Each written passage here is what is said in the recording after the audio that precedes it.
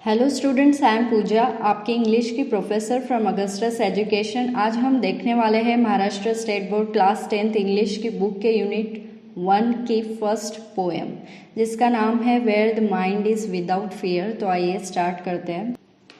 ये पोएम एक प्रेयर है जो रविंद्रनाथ टैगोर जी ने लिखी है, जो काफ़ी फेमस पोएट, म्यूजिशियन और आर्टिस्ट थे इंडिया के। ये पोएम टैगोर जी ने प्री इंडिपेंडेंस पीरियड में लिखी है, यानी कि उस दौर में लिखी है जब भारत देश आज़ाद नहीं था, जब भारत देश पर ब्रिटिश गवर्नमेंट का रूल चलता था और हम सब गुलाम हुआ करते थे। पोएम स्टार्ट करने से पहले देखते हैं कि पोएम का जो टाइटल है where the mind is without fear, इसका मीनिंग क्या है। वैसे इसका मीनिंग काफ़ी सिंपल है। टैगोर जी चाहते थे कि एक ऐसी दुनिया होनी चाहिए, एक ऐसा भारत होना चाहिए जहाँ एक भी पर्सन डरता ना हो, जहाँ एक भी पर्सन के माइंड में डर ना हो, हर कोई फियरलेस हो, जहाँ हर एक पर्सन के पास फ्रीडम हो, जहाँ पर कोई भेदभाव ना हो, कोई लिमिटेशन ना हो, सभी फ्रीली बोल सके, सबके पास फ्रीडम ऑफ स्पीच हो, वो अपने थॉट्स पब्लिक में एक्सप्रेस कर सके और सभी के पास इक्वल राइट्स हो। Where the mind is without fear, इस हेडिंग का जो लास्ट वर्ड है फियर, हम देख रहे हैं कि इसके पीछे 3 डॉट्स लगाए हैं। वो 3 डॉट्स किस वजह से लगाए, उसका क्या मीनिंग है, तो हम उस पर थोड़ा सा फोकस करते हैं। ये जो 3 डॉट्स है ये एक्चुअली में इलिप्सिस है। इलिप्सिस पंक्चुएशन का फॉर्म होता है जिसे हम राइटिंग इंग्लिश लैंग्वेज में यूज़ करते हैं। इसे कोई भी पोएम का राइटर अपने थॉट्स को पॉज करने के लिए भी यूज़ कर सकता है। तो यहाँ पर रविंद्रनाथ टैगोर जी ने अपने थॉट को where the mind is without fear को नेचुरली पॉज किया है, इसीलिए उन्होंने 3 डॉट्स लगाए हैं। पोएम स्टार्ट करने से पहले हम रविंद्रनाथ टैगोर जी की एक शॉर्ट बायोग्राफी देख लेते हैं। टैगोर जी की बर्थ 1861 में हुई थी और उनकी डेथ 1941 में हुई थी, यानी कि वो 80 ईयर्स के थे जब उनका स्वर्गवास हुआ। Rabindranath Tagore was the author of Gitanjali and it's profoundly sensitive, fresh and beautiful verse. यहाँ पर ऑथर का मीनिंग होता है writer of a book. Profoundly का मतलब होता है डीपली या फिर ग्रेटली। सेंसिटिव का मतलब होता है डेलिकेट फीलिंग्स। और वर्ड्स का मतलब होता है writing arrange in regular pattern. यहाँ पर बताया गया है कि रविंद्रनाथ टैगोर एक राइटर थे। एक बहुत फेमस बुक उन्होंने लिखी है जिसका नाम गीतांजलि है। गीतांजलि का मीनिंग क्या होता है, इसका मतलब है कि सॉन्ग ऑफरिंग। सॉन्ग ऑफरिंग मतलब कि प्रेयर्स। हर एक प्रेयर का यहाँ पर बहुत डीप मीनिंग है। इस पूरी किताब में हमको प्रेयर्स के कलेक्शन देखने को मिलेंगे और हर एक प्रेयर का एक अलग ही डीप मीनिंग है। सारी जो प्रेयर्स है वो काफ़ी ग्रेट है। प्रेयर काफ़ी सेंसिटिव है, डेलिकेट है, फ्रेश है और न्यू है और ब्यूटीफुल भी है। He became the first non-European to win the Nobel Prize in Literature in 1913। तो ये पहले नॉन यूरोपियन थे क्योंकि ये तो भारतीय थे और इन्होंने नोबेल प्राइज़ जीता है where the mind is without fear इस पोएम के लिए 1913 में। This poem is one of his vastly read and discussed poem. तो ये जो पोएम है where the mind is without fear, ये काफ़ी ज़्यादा लोगों द्वारा पसंद की गई थी और सबसे ज़्यादा चर्चित थी। इसको काफ़ी ज़्यादा पढ़ा गया है और इस पोएम को डिस्कस किया गया है। It was originally composed in Bengali and later he himself translated it into English. Gitanjali book 1910 में बंगाली लैंग्वेज में लिखी गई थी, जो बाद में 1912 में रविंद्रनाथ जी टैगोर ने खुद ही गीतांजलि को इंग्लिश में ट्रांसलेट किया। This poem is from his Nobel prize winning anthology Gitanjali. यहाँ पर एंथोलॉजी का क्या मीनिंग होता है? एंथोलॉजी का मीनिंग है कलेक्शन ऑफ पोएम्स और other pieces of writing. Where the mind is without fear, ये एक नोबेल प्राइज विनिंग पोएम है जो गीतांजलि बुक की 103 पोएम्स के कलेक्शन में से एक पीस ऑफ राइटिंग है। Tagore lived during the time when India was ruled by the British. तो टैगोर एक ऐसे दौर में आए थे जब ब्रिटिश का रूल था। In this poem, besides political freedom from British, Tagore also appeal to God for social, educational and economical freedom for the people of India. तो अपनी इस पोएम में उन्होंने पॉलिटिकल फ्रीडम के बारे में तो कहा ही है, लेकिन उसके अलावा वो ईश्वर से प्रार्थना कर रहे हैं सोशल फ्रीडम के लिए, यानी सोसाइटी में रहने वाले लोगों के फ्रीडम के लिए, एजुकेशन फ्रीडम के लिए, यानी कि एजुकेशन का राइट हर एक पर्सन को होना चाहिए, एजुकेशन सभी को मिलना चाहिए, यानी कि टीचर्स को भी टीच करने का राइट हो और स्टूडेंट्स को भी स्टडी करने का राइट होना चाहिए, चाहे फिर वो किसी भी सोशल बैकग्राउंड से बिलोंग करते हो।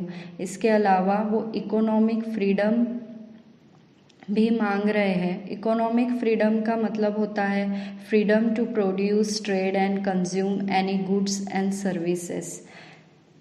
तो आइए बढ़ते हैं पोएम की तरफ। Where the mind is without fear and the head is held high.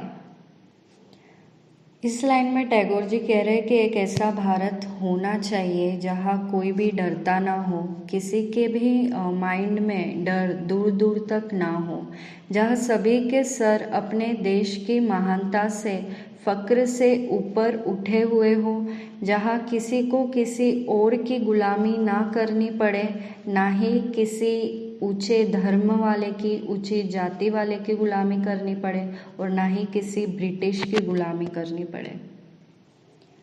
Where knowledge is free, जहाँ नॉलेज फ्री हो, जहाँ ज्ञान फ्री हो, जहाँ ज्ञान का जो मंदिर है यानी कि स्कूल सभी के लिए खुला हो, लोअर सेक्शन ऑफ सोसाइटी के लिए भी और अपर सेक्शन ऑफ सोसाइटी के लिए भी, शूद्र पीपल्स के लिए भी और अति शूद्र पीपल्स के लिए भी, क्योंकि ज्ञान पर हक होना ये हर एक पर्सन का राइट है। Where the world has not been broken up into fragments by narrow domestic wall, यहाँ पर फ्रैगमेंट्स का मीनिंग है पीसेस और नैरो डोमेस्टिक वॉल का मतलब है division on the basis of religion, caste, class and colour in societies and between countries of the world. इस line का ऐसा मीनिंग आएगा कि जहाँ वर्ल्ड टुकड़ों में ना बटा हो। वर्ल्ड का मीनिंग यहाँ पर भारत लिया गया है, भारत इंडिया लिया गया है, जहाँ इंडिया हिंदुस्तान टुकड़ों में ना बटा हो, अखंड हो। यहाँ पर टैगोर जी दुख जताते हुए ये कह रहे हैं कि अगर बेहतर होता, अच्छा होता कि अगर भारत अखंड होता, भारत के टुकड़े नहीं हुए होते, उसके हिस्से ना हुए होते किसी जातिवाद या धर्म को लेकर। जैसे कि हम जानते हैं कि बांग्लादेश और पाकिस्तान कभी इंडिया का हिस्सा हुआ करते थे। Now they becomes separate country.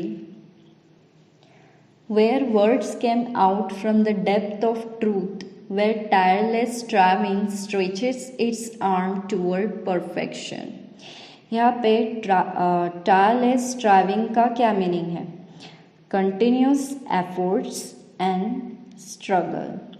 Stretches it's arm का मीनिंग है एम्स एट अचीविंग अ गोल। यहाँ पर रविंद्रनाथ टैगोर कह रहे हैं कि हर एक वर्ड, हर एक शब्द हमारे मन की गहराई से आना चाहिए और हम सिर्फ और सिर्फ सच ही कहें, जहाँ कोई किसी के साथ फ्रॉड ना करे। एक ऐसा भारत बनाएं जहाँ सब ही यूनाइटेड हो और सच्चे हो, सच ही बोलते हो और ईमानदार हो एक दूसरे के साथ, जहाँ सब ही मिलकर एफर्ट्स लें और स्ट्रगल करें ताकि वो अपने गोल तक पहुंच सके। ये जो लास्ट वाला पॉइंट है, यहाँ पर इस पॉइंट में हम दो चीज़ों पर नज़र डाल सकते हैं। पहला वाला तो है फ्यूचर पे, दूसरा वाला है कि पास्ट पे। हम दोनों नज़रिए से इस पॉइंट को देख सकते हैं।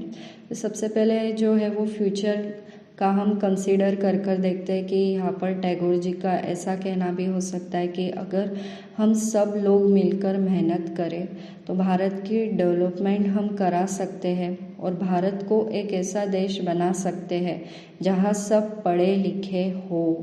अगर हम सब पढ़े लिखे होंगे तो जाहिर सी बात है कि हमारी जो आने वाली जनरेशन है वो भी पढ़ी लिखी होंगी और इस तरह देश जो है वो परफेक्शन की तरफ जाएगा।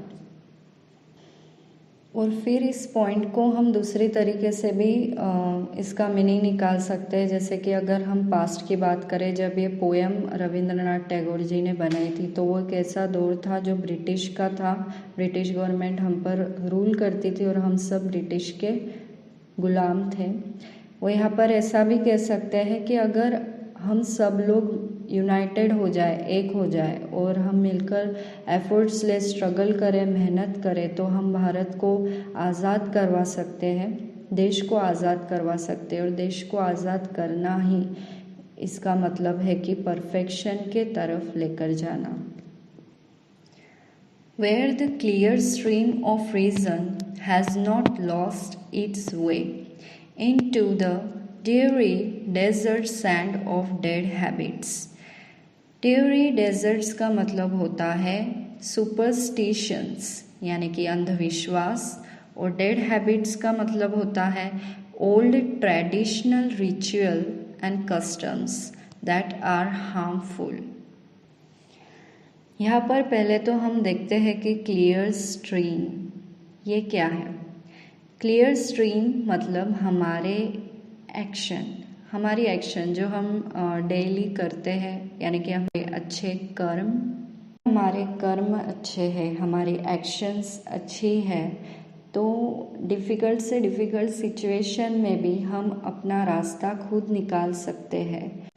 और नेक्स्ट लाइन में हम देख रहे हैं कि डेरी डेजर्ट्स, जिसको यहाँ पर सुपरस्टिशन बताया गया है, अंधविश्वास पर यकीन करने वाले लोगों की कोई कमी नहीं है। और इसे जो सुपरस्टिशन है या फिर जो सुपरस्टिशन पर बिलीव करता है, ऐसे लोगों को क्या बताया गया है, डेजर्ट सैंड बताया गया है। जिस तरह डेजर्ट जो होता है उसमें अगर हम एक बार चले गए तो वहाँ से बाहर निकलने का रास्ता हमें जल्दी नहीं मिलता या फिर कभी नहीं मिलता, हम ऐसा भी बोल सकते हैं। तो ये एक डेड हैबिट है, एक बैड हैबिट है। जिस रास्ते पर हमको नहीं जाना है और कोई जाता है तो उसे भी वहाँ से बाहर निकालना है। समाज में कुछ ऐसे लोग हैं जो इन बैड हैबिट्स पर अभी भी बिलीव करते हैं, इन सुपरस्टिशन पर बिलीव करते हैं, ओल्ड रिचुअल्स को मानते हैं। तो इनके वजह से जो सोसाइटी है वो डेंजर में है। Where the mind is led forward by thee into ever widening thoughts and action. यहाँ पर दी का मीनिंग है यू और एवर वाइडनिंग का मीनिंग है for ever broadening one's outlook. क्योंकि हमने पास्ट में बहुत गलतियाँ की है, इसलिए टैगोर जी चाहते हैं कि अब भगवान ही उनके लोगों की रक्षा करे, उनको गाइड करे और हमेशा अपने बच्चों का हाथ पकड़कर उनको सही राह पर लेकर चले और ईश्वर ही उनके बच्चों को समझ दे, ज्ञान दे। ताकि उनके भविष्य में कोई डार्कनेस ना आए और उनके जो थॉट्स है वो हमेशा अच्छे रहे किसी संत महात्मा की तरह, और उनके एक्शंस इतने अच्छे हो दिन पर दिन और अच्छे होने चाहिए जो देश को देश की तरक्की के तरफ लेकर जाए। Last line, into that heaven of freedom my father let my country awake. यहाँ पर अवेक का मतलब है जागना, और हेवन ऑफ फ्रीडम का मतलब है condition of total freedom of good thoughts, good words and good deeds while respecting those of others। और इस पोएम की लास्ट लाइन में टैगोर जी ने बहुत ही खूबसूरत बात कही है। उन्होंने ईश्वर से कहा है कि आप मेरे लोगों को जगाएं जो काफ़ी सालों से सोए हुए हैं, जो कि सुपरस्टिशन पर बिलीव करते थे, ओल्ड ट्रेडिशनल पर बिलीव करते थे, जो कि बहुत ज़्यादा बुरे हैं और बर्बादी के ओर लेकर जाने वाले हैं भविष्य में। और हे ईश्वर, सोसाइटी में रहने वाले लोगों को अभी फ्रीडम मिल जाए, फ्रीडम सिर्फ देश की नहीं तो अच्छे थॉट्स की, अच्छे वर्ड्स की और अच्छे एक्शंस की, कि अब से ये जो भी करे सिर्फ खुद के लिए ना करे, सभी के लिए करे, अच्छा ही सोचे, अच्छा ही बोले और अच्छे ही काम करे, और सोसाइटी में रहने वाले दूसरे लोगों की भी रिस्पेक्ट करे। तो यहाँ पर ये जो प्रेयर है जो काफ़ी ब्यूटीफुल है और शॉर्ट है, ये फिनिश होती है। और इसी के साथ